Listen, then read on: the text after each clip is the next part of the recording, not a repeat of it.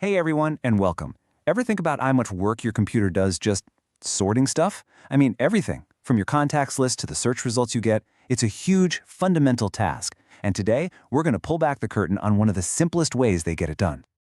All right, so how do they turn chaos into order? I want you to look at this. Imagine you're the computer and someone just hands you this mess of numbers.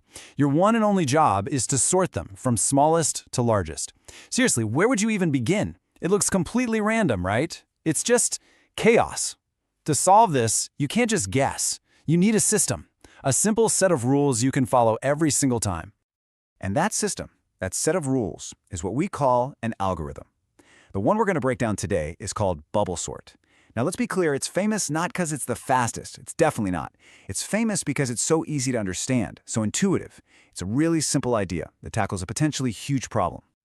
So what is it exactly? Well, at its heart, bubble sort is ridiculously simple. You just go through the list over and over, and each time you pass through, you're only looking at two numbers at a time, whatever two are right next to each other.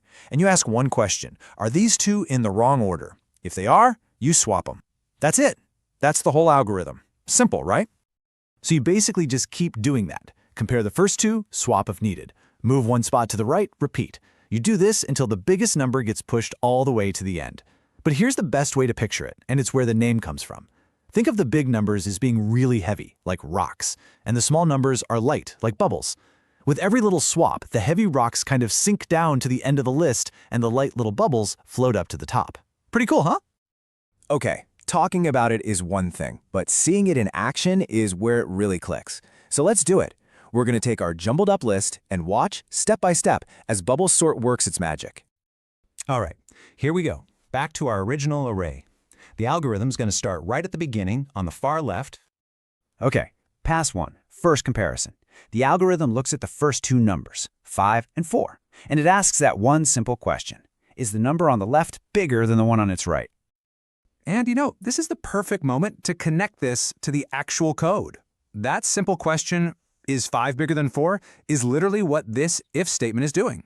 This one line is the entire decision-making brain of the operation. So is 5 greater than 4?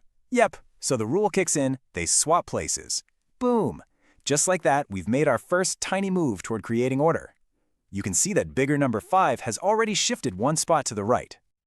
Okay, the algorithm doesn't stop. It just slides over one position and looks at the next pair, 5 and 1. We're still in pass 1, and the rules haven't changed a bit. So, is 5 greater than 1? You bet it is, so swap again. See what's happening here? You can start to see a pattern emerging. That number 5 is on a journey.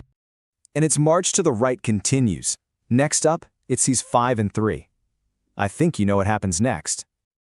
And another swap. It's like the 5 is just bulldozing its way past every smaller number it finds on its path to the end of the line. Which brings us to the very last comparison for this first pass. The algorithm looks at 5 and 2. And of course, 5 is bigger, so they swap one final time for this pass. And will you look at that? Our heavy number 5, which started all the way over on the left, has now sunk all the way to its final correct position on the far right. Okay, and this is a really important takeaway. After just one full trip through the list, we have an absolute guarantee. The single biggest number in the whole list is now exactly where it belongs. We can basically forget about it now. Its job is done. All right, so we don't need to go through every single tiny step from here on out, because the process just repeats itself. So in pass 2, the algorithm does the exact same thing, but now it knows it can stop before it gets to the 5. And what happens? The next heaviest number, 4, bubbles its way into its correct spot right beside the 5. Then comes pass 3. The algorithm gets to the 3 and the 2, swaps them, and wait a minute, look at that!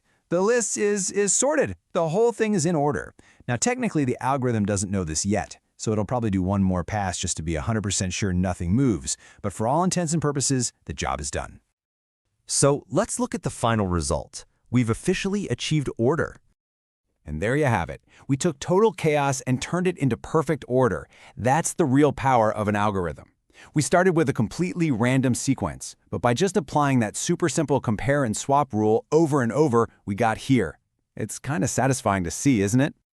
So, let's wrap this up. What are the big takeaways? First, bubble sort is super easy to understand, right? Its logic is so straightforward. It's just looking at its neighbors. But, and this is a big but, that simplicity comes with a major trade-off. It's not very efficient. For a huge list with, say, millions of items, this method is actually painfully slow compared to some of the more advanced algorithms out there. And just to put that into perspective, for our little list of 5 numbers, it took 4 passes to be absolutely sure it was sorted. Now try to imagine a list with 1,000,000 numbers. You can see why this simple approach just doesn't scale up very well. And that kind of leaves us with a bigger, more interesting question, doesn't it? Bubble sort is a perfect example of how really simple local rules, just look at your neighbor, can create a complex, ordered pattern across a whole system. It really makes you wonder, where else do we see that? What other amazing, beautiful, or complex things in nature or even in our own societies are maybe just the results of a bunch of individuals following a few very simple rules over and over again? It's something to think about.